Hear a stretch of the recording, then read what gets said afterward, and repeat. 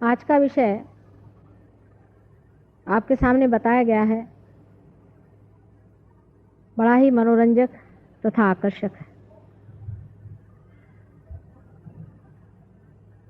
कुंडलिनी और Isa Masih, Lord Jesus Christ,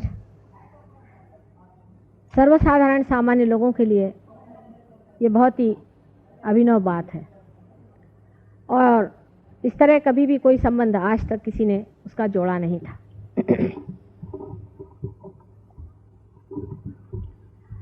इसका कारण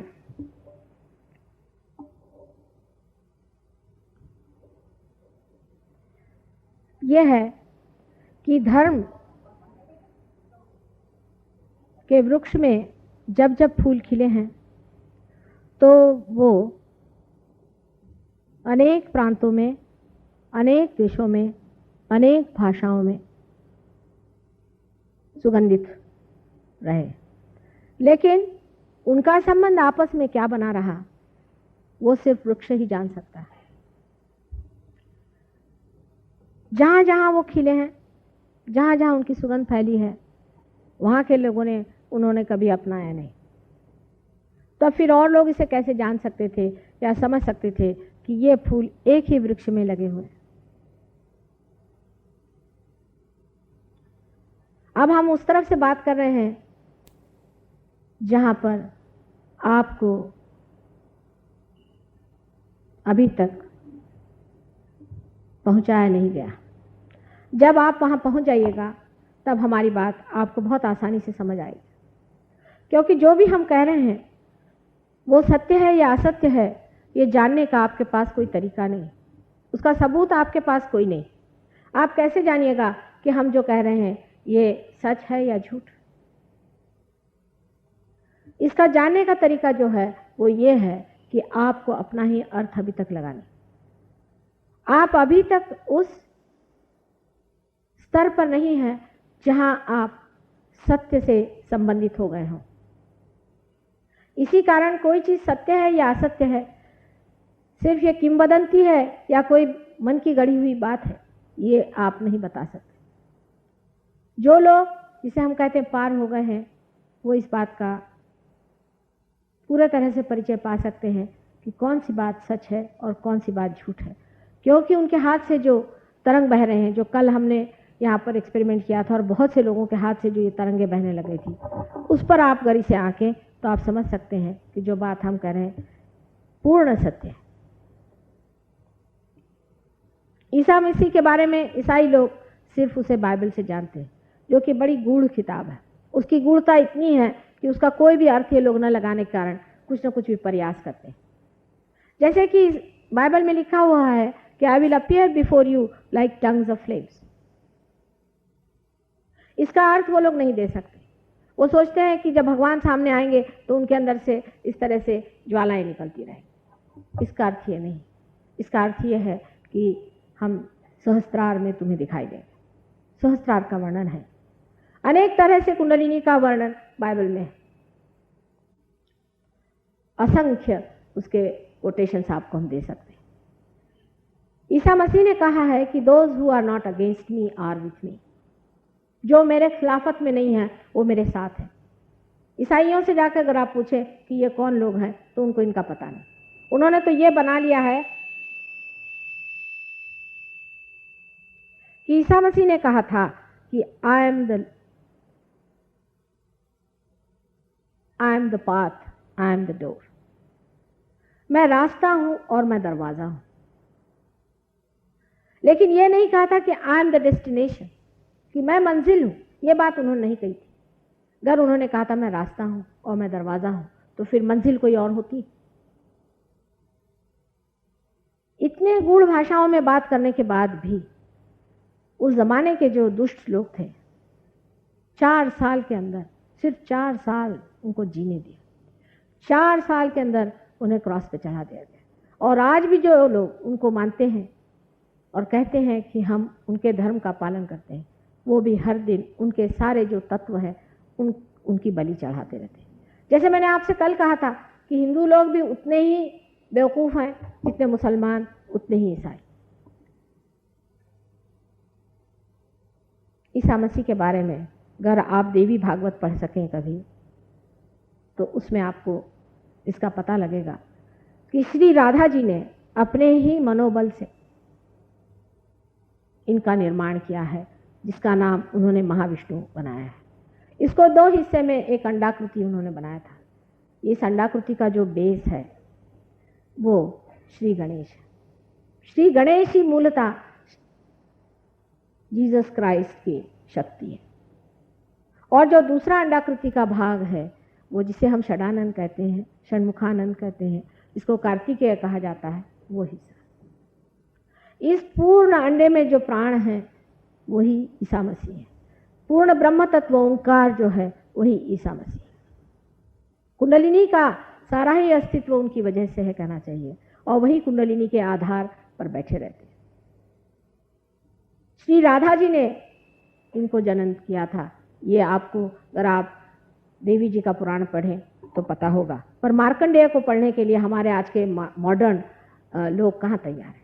मार्कंडेय जैसा दृष्टा आपको कहीं ढूंढे से नहीं मिलेगा। एक से एक बारीक चीज़ें देवी की उन्होंने बताई हुई है कि देवी की क्या पहचान है, देवी किस तरह से कपड़े पहनती है, देवी के क्या उनके शौक हैं, वो किस तरह की है, उनका चलन बलन सब हर एक बारीक बारीक इतनी बातें उन्होंने बताई हुई है कि कभी कभी बड़ा आश्चर्य होता है कि किस कदर इन्होंने इतनी बातें जानी। लेकिन हमारे आजकल के जो आधुनिक अंग्रेजी शिक्षा से शिक्षित जो लोग हैं वो तो ये भी मानने को तैयार नहीं है कि संसार में देवी नाम की भी कोई चीज़ होती है और दैवी शक्ति नाम की भी कोई चीज़ होती है। हालांकि आज अंग्रेज इस तरफ मुड़ रहे हैं, लेकिन हमारे हिंदुस्तानी तो अभी भी बहुत बड़े अंग्रेज बने हुए। मैं बहुत बार कहती हूँ कि अंग्रेज़ों के टेल कोर्स छोड़ करके हमारे हिंदुस्तान में ज़्यादा अंग्रेज हैं बनिस्बत इंग्लैंड में। मार्कंडेय पुराण मेरे ख्याल से आप लोगों में से बहुत ही कम लोगों ने पढ़ा होगा, लेकिन उसमें अगर आप पढ़ें तो महाविष्णु की स्थापना उस पर आप अगर ध्यान दें तो आप समझ जाइएगा कि ये पूरे क्राइस्ट का ही या ख्रिस्त का ही पूरे वर्णन है। राधा जी ने स्वयं अपनी शक्ति से, जो कि महालक्ष्मी की शक्ति है, इन्हें बनाया है। और उनकी माँ जो मेरी थी वो और कोई नहीं थी, बस आपको सीधे सीधे समझ लेना चाहिए कि श्री राधा जी स्वयं थे। स्वयं साक्षात श्री राधा जी ने ही उनको जन्म दिया था। राधा, रा माने एनर्जी, शक्ति, और धा माने धारने वाली। जिसने शक्ति को धारण किया वो राधा है। राधा ये महालक्ष्मी का स्वरूप है। राधा जी का संसार में अवतरण हुआ था। जो पहले सीता जी थी वही राधा जी हुई, और राधा जी ने ही गणेश जी को अपने गोद लेकर के, क्योंकि राधा जी तो महालक्ष्मी का अवतरण है और गणेश जी महाकाली ने बनाए हुए थे गौरी स्वरूप होकर के, उन्होंने अपने गोद लेकर के उनको ये विशेष स्वरूप दे करके ख्रिस्त बनाया है। अब जो ख्रिस्त शब्द है ये भी कृष्ण से आया है, क्योंकि इनके पिता कृष्ण हैं, इसलिए इनको ख्रिस्त कहा गया। बहुत समझने की बात है। और इनका नाम जीसस भी इसलिए बनाया गया कि जैसे राधा जी को ये ख्याल आया कि यशोदा जी का नाम आज तक कहीं नहीं आया। यशोदा, यश को देने वाली सो यशोदा।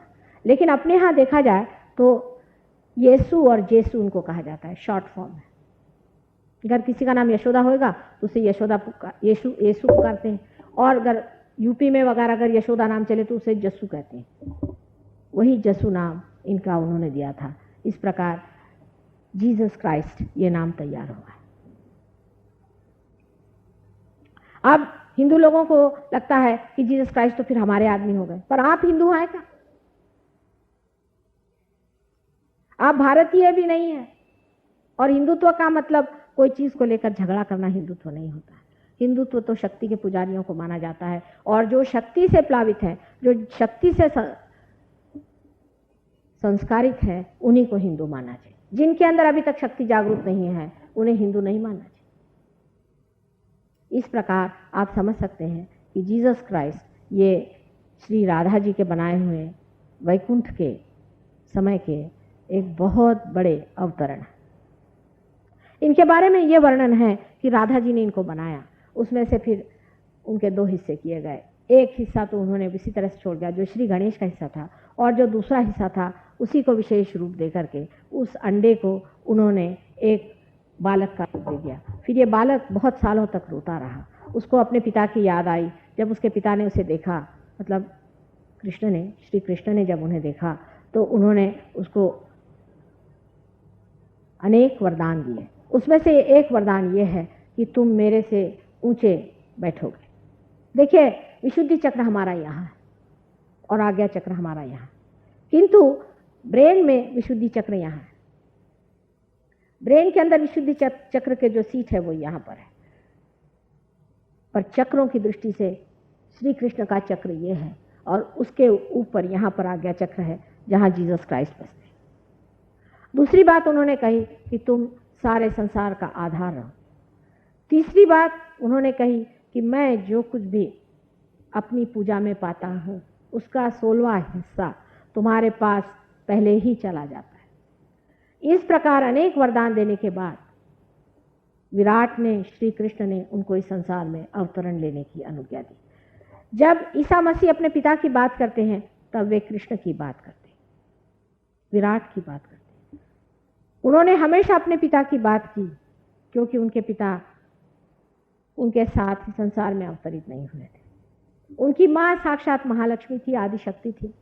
उसी को उन्होंने होली घोस्ट कहा हुआ है, लेकिन उस वक्त उन्होंने होली घोस्ट की बात इसलिए नहीं की, अपने माँ को होली घोस्ट या कोई देवी के रूप में उन्होंने दुनिया से नहीं जताया, क्योंकि अगर उस वक्त के दुष्ट राक्षसों को यह पता हो जाता कि यही होली घोस्ट है तो उसके पीछे पड़ जाते। अगर ऐसी हालत आ जाती तो जीसस क्राइस्ट खुद इतने बिगड़ जाते कि उनकी जितनी भी संहार शक्तियां हैं उन्हें लेकर के वो तहस नहस करते थे।